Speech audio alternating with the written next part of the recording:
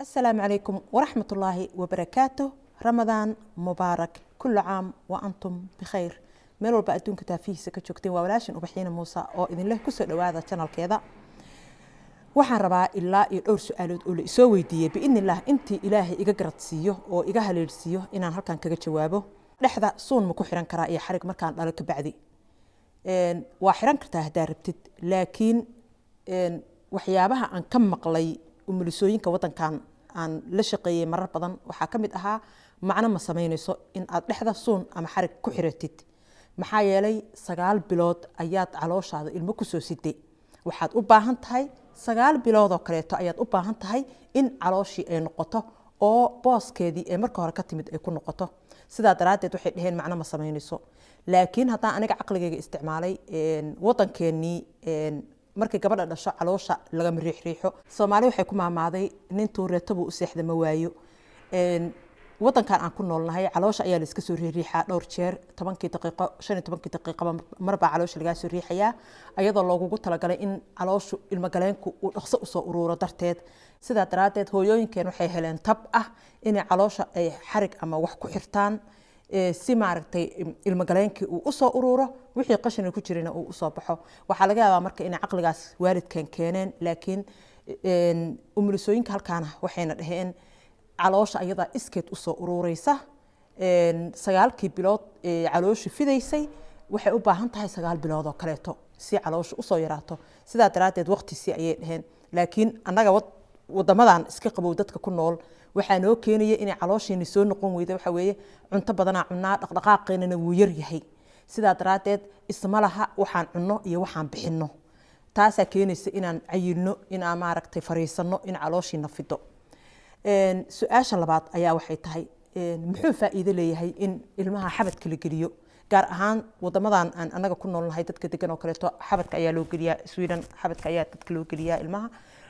faa'iidada ay u leedahay waxa weeyaan kow, ilmahan kulayl uu asaga energy uu asaga beel darayn lahaa ayaa u kaydsamaya. hooyada xabadkeeda waa meesha waxa la yiri ugu kulul. sidaa daraadeed kulaylkaas markaad gelisid kulayl uu asaga beel darayn lahaa ayuu helayaa. labo, ilmaha ma dareemayo in la cidleeyay oo calooshii kulaylkii meeshii uu ku jiray markuu ka soo baxay ee qabowgan uu yimid. waxaa laga yaabaa in ilmuhu ay maaragtay maskaxdooda fasirato waa lagu cidleeyay, waa laga tagay. sidaa daraadeed way u fiican tahay hooyada, way u fiican tahay cunugeeda markuu xabadka ugu jiro way deganaanay dareemay. sidoo kale wiil ilmaha deganaanay dareemayaan, isku soo dhawaansho ayaa meeshii ka dhalanayo, naxariis ayaa meeshii ka bilaabmayso. caraftaas ay hooyada leedahay intay maanta dhan dhididaysa ilmaha waxtar weyn u leedahay. caanihii way samaysmayaan naxariista darteed, macnaheedu cunugaagi inaad xabadka ku haysatid caano ayaa waxa laga yaabaa in ay godladaan. dad badanaa waxay dhahaan naaskaygu caano ma leh, caano boore cunuga hal igu soo qaso iyo waxaas. waxa ilowsan tihiin xoolaha waa aragteen, dadkeena macnaheedu xoolaha dhaqatada ah waxay yaqaanaan dambarka. waxa la yiraahdaa dambarkana waa wax aad u fiican. caanaha ugu horeeya ee istiijiyada ee midabkiisu jaalaha yahay waxtar badan ayay ilmaheena u leedahay. sidaa daraadeed afka u gali wiilka, ilmaha iga raali noqda, ilmaha wiil iyo gabar wuxuu doona ha noqdo, afka u gali, ha dhuuqo, ha ka dhuuqo. way macnaheedu mar walba aad ilmaha naaska u dhigatid waa mar walba oo caanihii soo dhawaanayaan oo macnaheedu caano samaysmayaan. sidaa daraadeed hayasina, ha dhayalsanina, ilmahaaga nuuji. waa aragtay markaad dhiijisid wax yarba aad gacanta saas ugu samaysid waxaad dareemaysaa in ay ka imanayaan dheecaan. dheecaankaas waa wax aad ugu fiican ilmaha xiidmahooda, dufan ayay u yeelaysaa. sidaa daraadeed caanaha ugu horeeya ilmahaaga mar walba saa caloosha markuu uga soo dhaco ee saa wax walba lagugu dhameeyo yaan lagaa qaadin. ilmo iyo hooyo yaan la kala fogeynin. naaska caanaha afka u geli naaska cunugaaga. qodobka saddexaad ayaa waxay tahay biyaha markay iga dilaacaan maxaa la iiga baahan yahay inaan sameeyo. adoo guriga iska joogo oo xanuun ku hayo iyo iyadoo xanuun ku hayso iyo adoo isbitaal joogaba biyaha ama adoo dariiq maraya way ka dilaaci karaan. sidaa daraadeed markay ka dilaacaan macnaheeda ma aha in ilmihii ay ka soo boodayaan ee hadiibana dhulka ku soo dhacayaan. waxaan waa process, waxayna ku xiran tahay ilmahaagu inuu soo dhawaado. xanuun maanta dhan ma ku hayay mise kuma haynin, waxaana lagaaga baahan yahay biyahaas fiiro gaara u yeelo. ka dilaacay biyo nadiif ma yihiin mise waa biyo midab ku jiraan, ama jaalle yahay ama cagaar yahay ama brown yahay. waxyaabahaas oo kaleeto iska fiiri.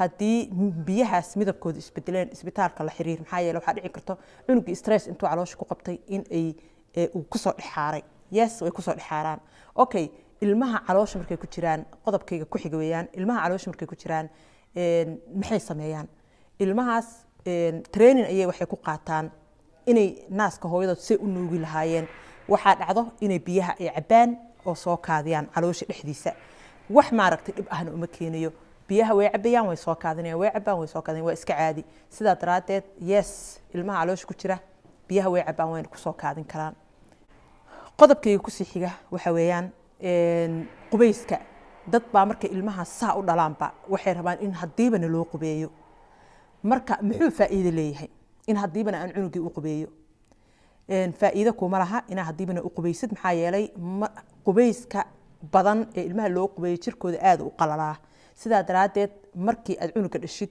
waa la tirtiraa korkiisa madaxiisa waxa soo tirtir haddii ay noqoto in madaxiisa dhiig iyo waxyaabo qaarkood leeyihiin dhib ma laha haddaa u masaxdid ama ka soo dhaqdid laakiin ilmahan qubayska ha kula degdegin 24 saac iyo ka badan u daa cunuga in aadan u qubaynin maxaa yeelay waxaa dhici karto haddaad u qubaysid in jirkiisa uu qalalo kareemooyinkan dukaamada yaalla ee carafta leh ka ilaali saliidada caadiga guriga ku yaala sida maaragtay saliid saytuunta oo kaleeto waa u marin kartaa ilmahaaga waa ugu daliigi kartaa haddaad ka soo gadanaysid saliida meeshana saliida aan caraf lahayn oo maaragtay barfiim iyo waxaas lahayn soo gada insha allah marka waxaan idin leeyahay mar labaad ramadaan wanaagsan insha allah tacaala waxaan rajeynayaa inaan qodobo badan inta ramadaanta lagu jiro aan soo diyaarin doono asalaamu calaykum waraxmatullah